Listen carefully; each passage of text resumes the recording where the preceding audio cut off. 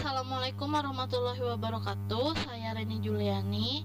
Saya akan mempresentasikan jurnal yang berjudul Application of the UPPs Spectrophotometry Method for Determination of Glutamate in the Cerebrospinal Fluid of Rats, untuk memenuhi tugas mata kuliah validasi metode.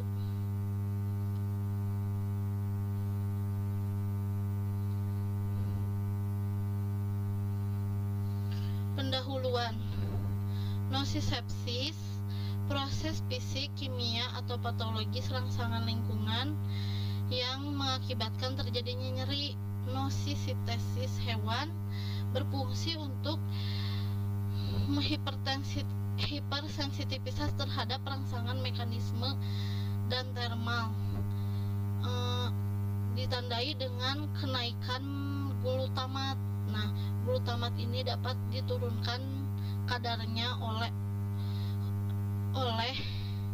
obat analgesik. Di jurnal disebutkan obat analgesik dikonsumsi bisa menurunkan kadar glutamat. Nah, jadi si peneliti ini ingin menentukan konsentrasi glutamat. Biasanya kan pakai HPLC atau spektrovolumetri. Perlu waktu. Nah, si spektrovolumetri dan HPLC ini perlu waktu yang lama dan biaya yang mahal. Maka si peneliti ini ingin mengembangkan metode deteksi dengan spektrophotometer UPPs. Kenapa harus divalidasi?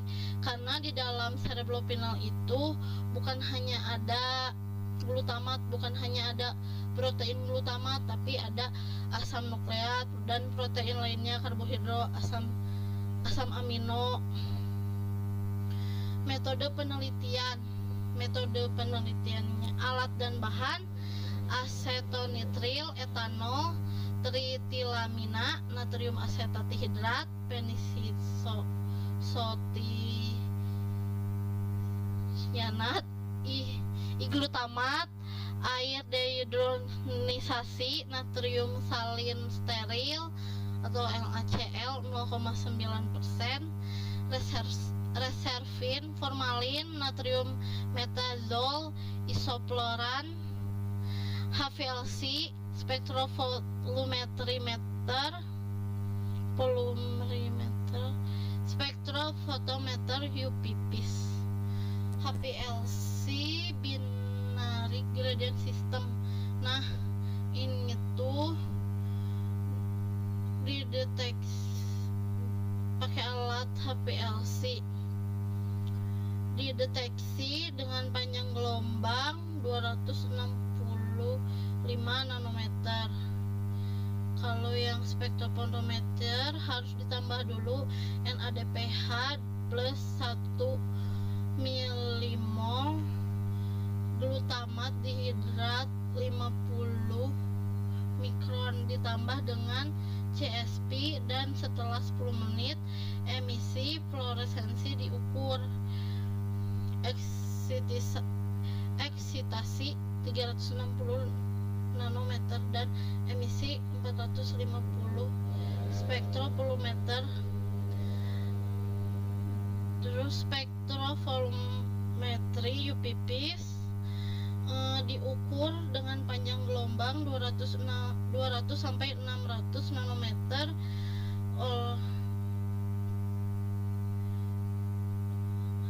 dan dimasukkan ke dalam kupet yang tebalnya 1 cm. Validasi parameter of the UPP Spectrophotometer Analysis Methodology. Selektivitas standar glutamat dan cairan cerebrospinal, ditambahkan natrium bikarbonat, dilakukan triplo dari masing-masing sampel, diukur dengan spektrum UPPs 265 nanometer.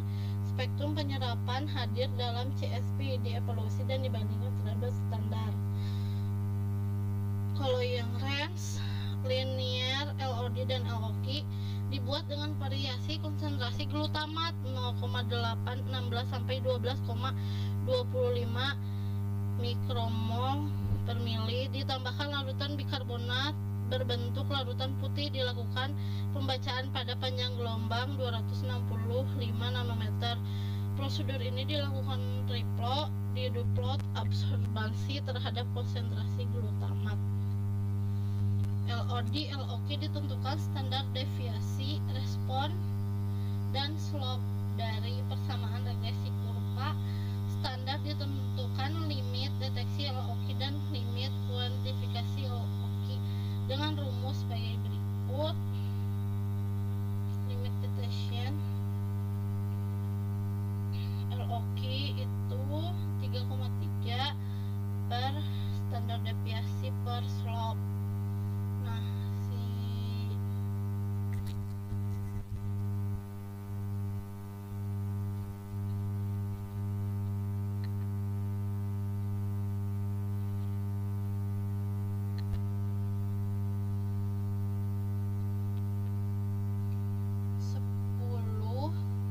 kalau untuk LOQ 10 dikali SD per slope. Nah, ini presisi dan akurasi standar glutamat dilakukan 5 kali pengukuran konsentrasi glutamat, yaitu 0,86, 0,024, 4,08, 8,16 dan 12,25 mikromol per mili. Pengukuran dilakukan pada hari yang sama di bawah kondisi spektrometrik oleh analis yang sama melalui daerah puncak dan persamaan garis standar. Dihitung simpangan baku SD, simpangan relatif RSD yang dikenal sebagai koefisien variasi CP, standar deviasi konsentrasi, dan dikali dengan 100 untuk presisi dan akurasi.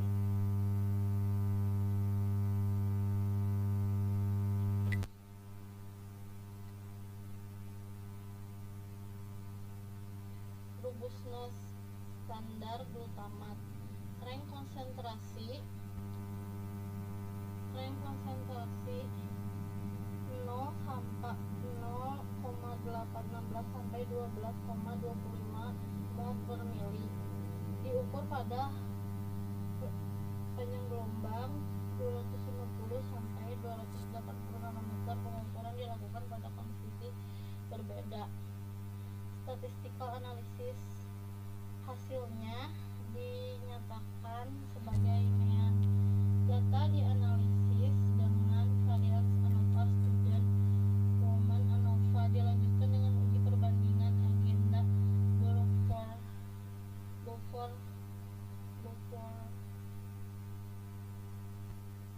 value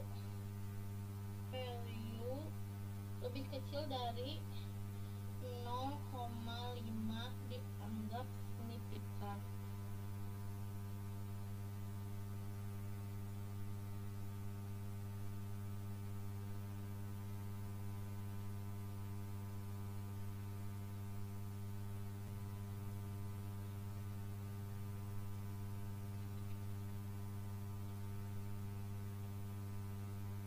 Hasil dan pembahasan. Nah, di sini glutamat measurement by HPLC, yaitu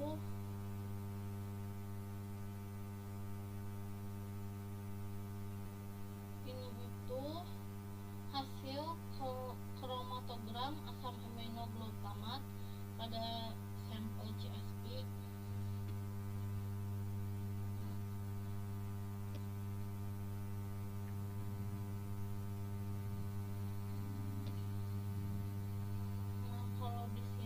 Glutamat measured by spectrophotometry. Yang ini by spectrophotometer UPPs. Hasil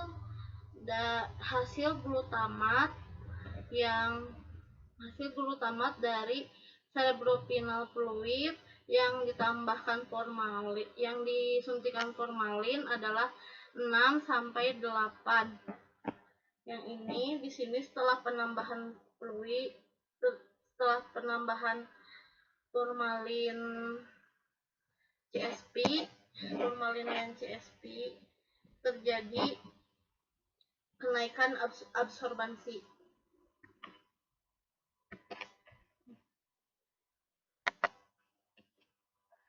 Validation parameter of the UVP spectrophotometer analysis meteorologi selektivitas spektrum UVP of CSP.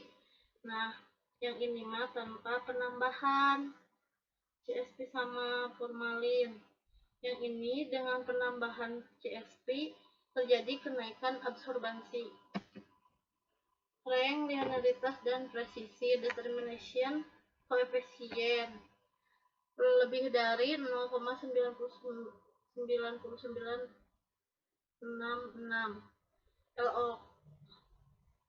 LOD 0,33 kimol per mili. LOQ 1 kimol per mili. Hasil standar glutamat CP-nya 11%.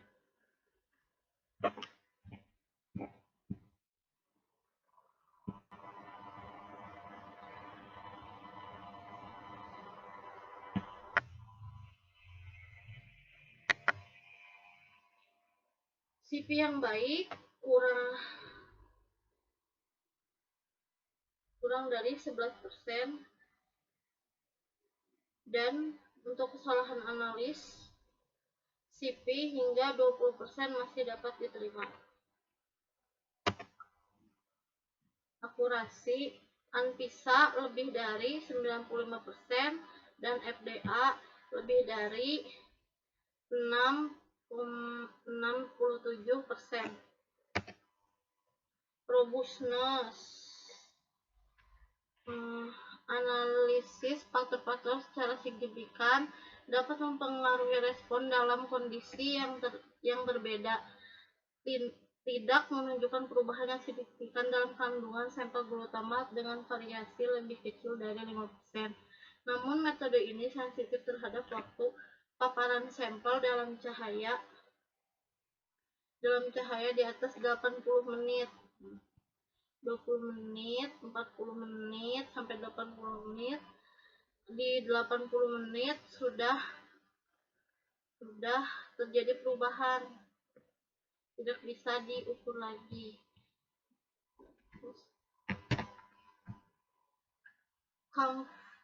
Configuration of the analytic methodologies. Persen glutamat dianalisis dengan kontrol formalin water HPLC.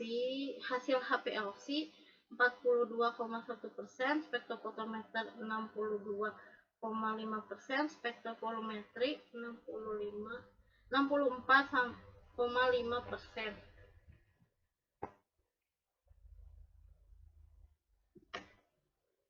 Kesimpulan, penentuan glutamat cairan cerebropinal secara teknik spektrofotometris lebih sederhana, cepat, efisien, dan tanpa menghasilkan residu dengan penggunaan reagen dan pelarut. Jika dibandingkan dengan standar metode yang membutuhkan biaya reagen yang tinggi, waktu yang lebih lama, peralatan mahal, dan pemeliharaan, selain teknik spektrofotometri UVP memberikan kinerja yang baik, yakni diperoleh linearitas konsentrasi 0,816 sampai 12,25 kimol per mili, LOD 0,33 kimol per mili, LOQ 1 kimol per mili. Akurasi dan presisi yang baik, serta diketahui faktor eksperimen mempengaruhi robustness. Variasi reagen, analisis waktu light exposure. Jadi setelah disimpulkan, spektrofotometer UV-Vis terbukti dapat diandalkan dalam rentang kerja, yaitu linearitas dan kurva kalibrasi. Sumber pengembang metodologi analisis alternatif seperti teknik spektrofotometer UV-Vis merupakan keuntungan besar bagi laboratorium, merupakan keuntungan untuk mengontrol kadar glutamat. Ketika mereka melakukan tidak memiliki peralatan canggih seperti kromatografi untuk prosedur seperti ini, saat membandingkan hasil yang diperoleh dengan spektro UV-Vis dan HPLC, ada perbedaan antara hasil. Jika dibandingkan dengan spektrovolumetri presentasi compatible dengan UV-Vis, diamati semua kelompok yang dianalisis. Dengan demikian dapat disimpulkan bahwa yang divalidasi metodologi mudah dieksekusi, cepat dan murah.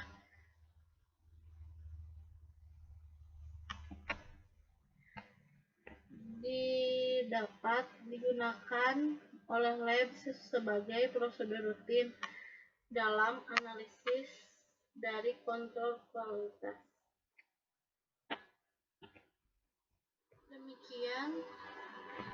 Demikian presentasi dari saya. Mohon maaf bila banyak kesalahan. Wabillahi taufiq wal hidayah. Wassalamualaikum warahmatullahi wabarakatuh.